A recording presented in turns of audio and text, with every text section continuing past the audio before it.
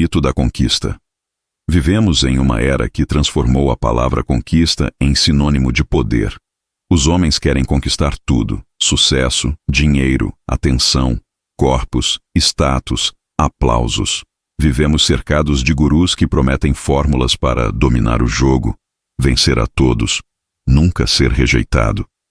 Mas quase ninguém percebe que, no processo de tentar conquistar o mundo, a maioria acaba escrava de si mesma. Marco Aurélio escreveu: "O homem que vence 1000 inimigos e perde a si mesmo, nada conquistou." Essas palavras são antigas, mas ecoam como se tivessem sido escritas hoje, porque estamos repetindo o mesmo erro dos impérios que ruíram, acreditando que poder é possuir. Mas o verdadeiro poder não está em ter, e sim em ser. Olhe ao seu redor. Vivemos em uma era obcecada por exibição.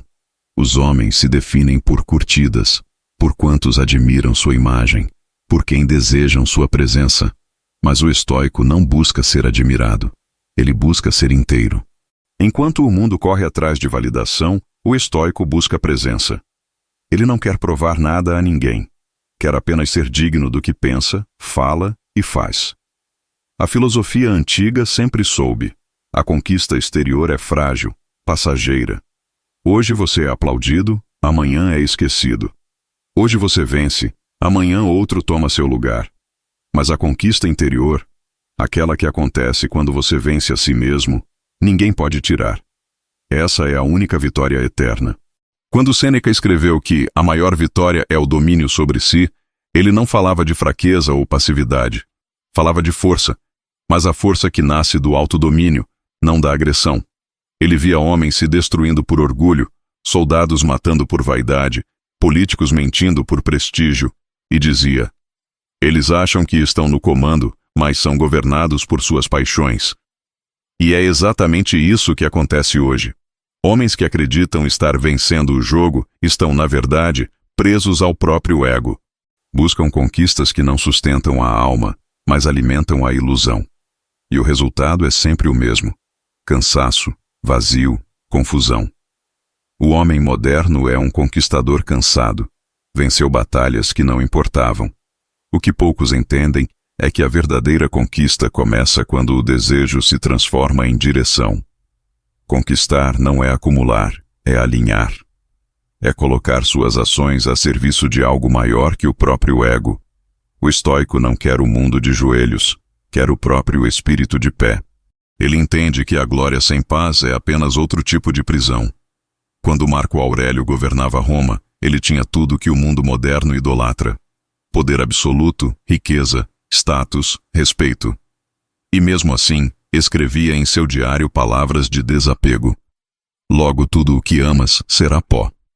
Portanto, ame o que é digno de permanecer. O imperador mais poderoso da terra lembrava a si mesmo que a verdadeira conquista é permanecer lúcido em meio à tentação. Ele podia comandar exércitos, mas sabia que o campo de batalha mais difícil era dentro da própria mente.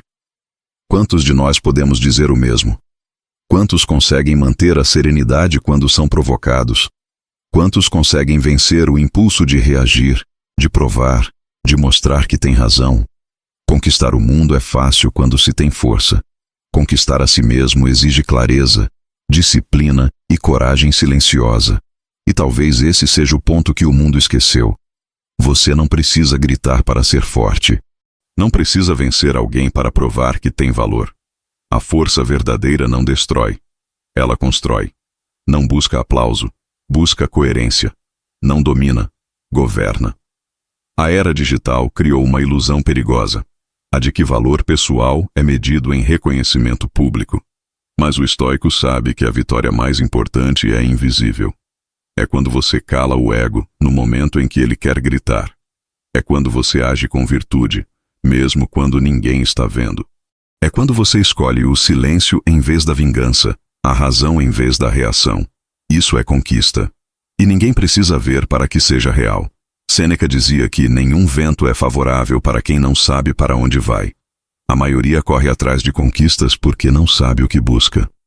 Querem sucesso, mas não definem o que significa sucesso. Querem respeito, mas não vivem de forma respeitável. Querem amor, mas não se amam.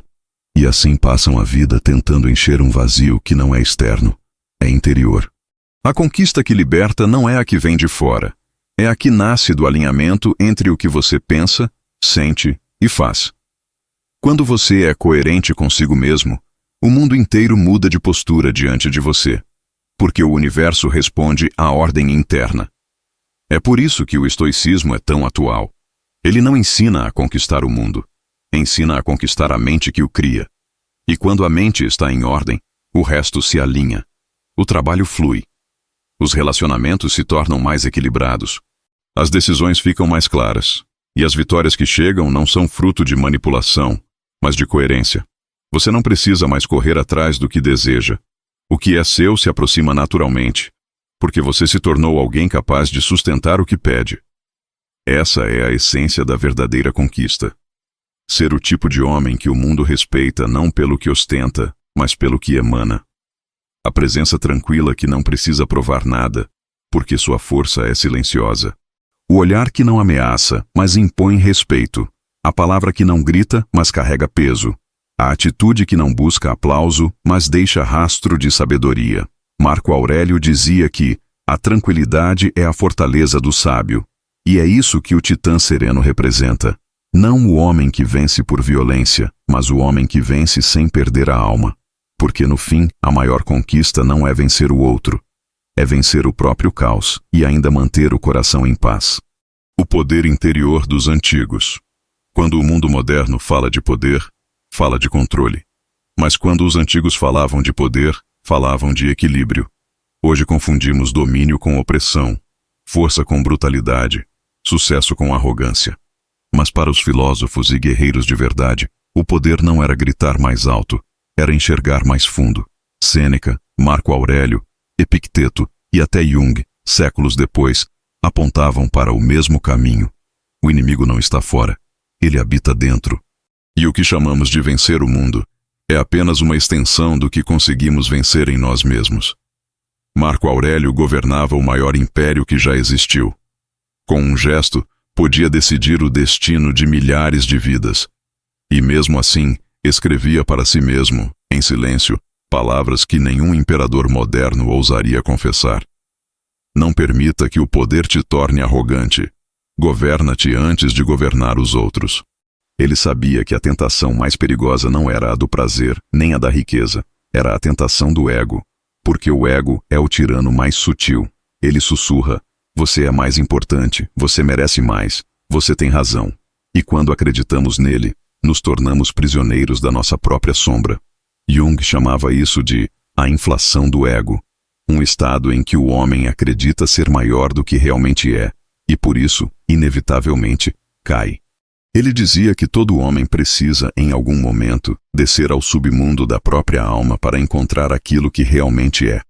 Sem essa descida, sem o confronto com o inconsciente, tudo o que chamamos de poder é ilusão. Marco Aurélio fez essa descida em silêncio. Ele olhou para dentro e viu que o verdadeiro trono não estava no palácio, mas no coração. E foi ali que aprendeu o segredo da força serena. Quem domina a si mesmo, governa impérios sem precisar erguer a voz. Sêneca viveu outro tipo de poder, o da mente livre. Foi o homem mais influente de Roma, conselheiro de imperadores, cercado por ouro e intrigas. Mas escrevia sobre o valor do desapego, sobre como o homem verdadeiramente forte é aquele que pode perder tudo e ainda permanecer o mesmo. Ele dizia: nada é realmente nosso, exceto a nossa mente. E se ela estiver em paz, tudo o mais é suportável. Sêneca sabia que a busca pela conquista externa é um teste, não uma recompensa. Porque quanto mais o mundo te oferece, mais ele testa a tua capacidade de não se perder. E é nesse ponto que o homem comum e o homem sábio se separam. O comum é possuído pelo que conquista. O sábio governa o que possui. Esse é o princípio central da filosofia estoica. O poder interior não é o poder de ter, é o poder de não precisar. Enquanto o mundo grita quero mais, o estoico sussurra basta. E esse basta é o grito mais poderoso que um ser humano pode dar. Jung complementaria isso séculos depois. dizendo que a verdadeira liberdade começa quando deixamos de nos identificar com o papel que o mundo nos deu. O homem que só é forte quando está no topo é fraco. O homem que é forte até no silêncio, esse é livre. Para Jung, a conquista real acontece quando você integra o que há de luz e sombra dentro de si. Quando você reconhece seus impulsos, mas não se curva a eles.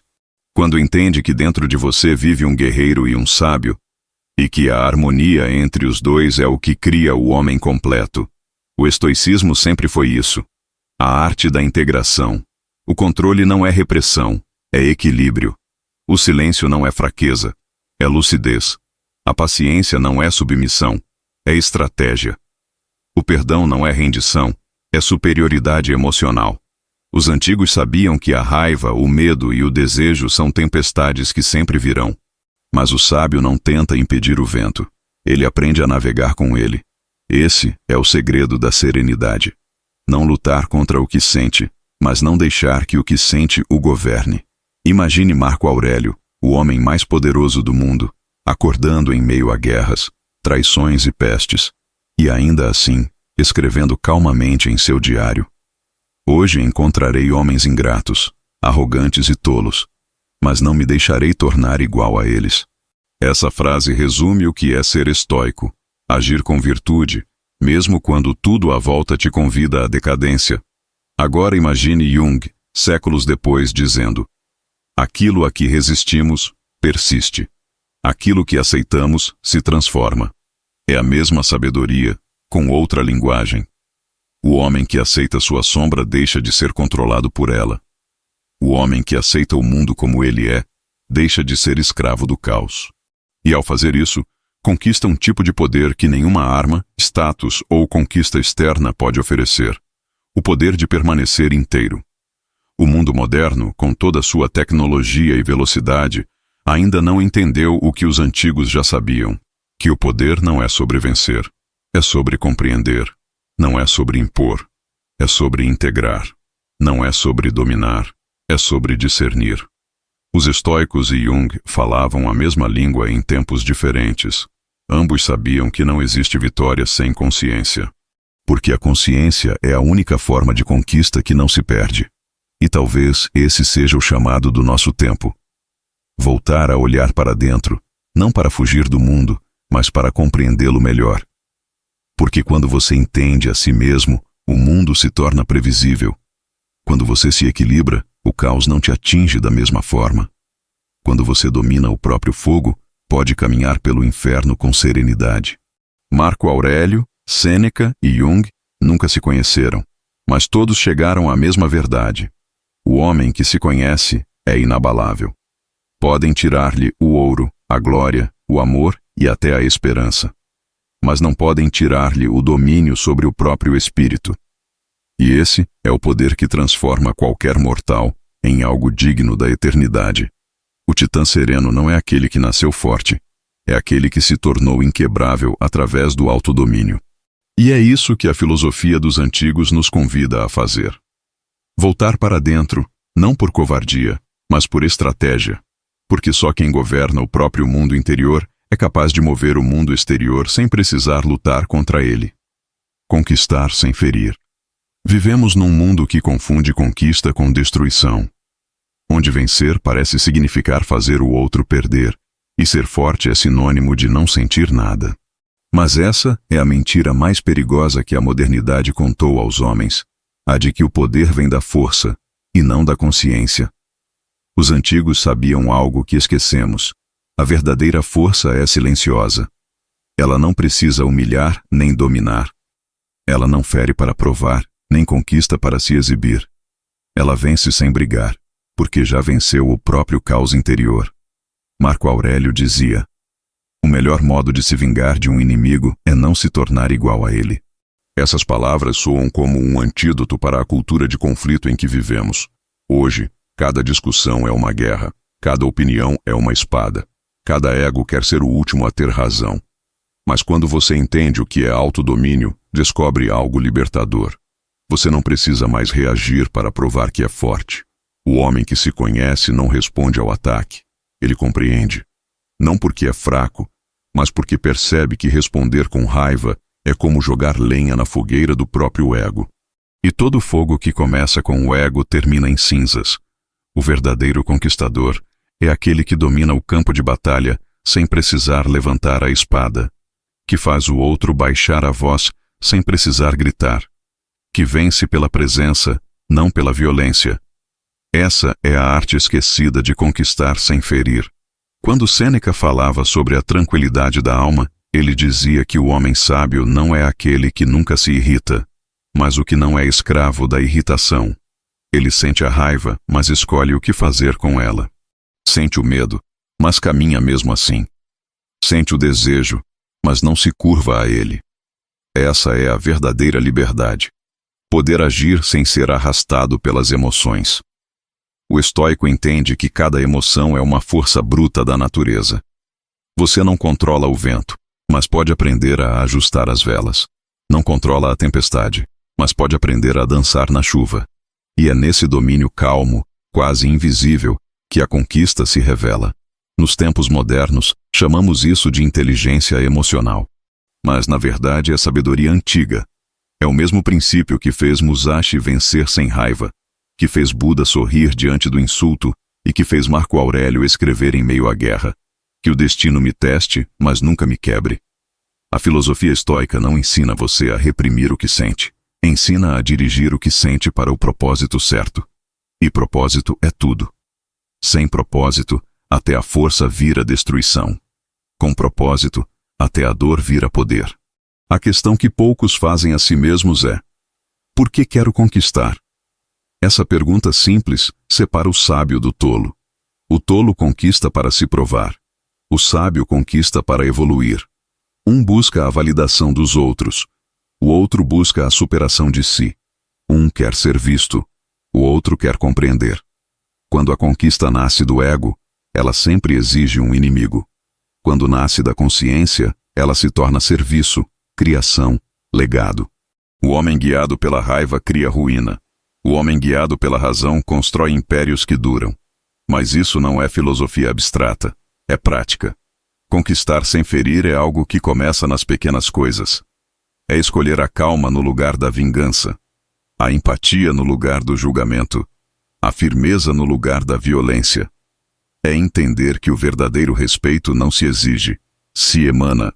Quando Jung falava sobre a integração da sombra, ele mostrava exatamente isso, que o mal que existe em nós só deixa de dominar quando o encaramos de frente. Quando reconhecemos nossa própria escuridão, deixamos de projetá-la nos outros. E é nesse instante que a humanidade começa. Porque só quem aceitou a própria sombra é capaz de olhar o outro sem desejar feri-lo.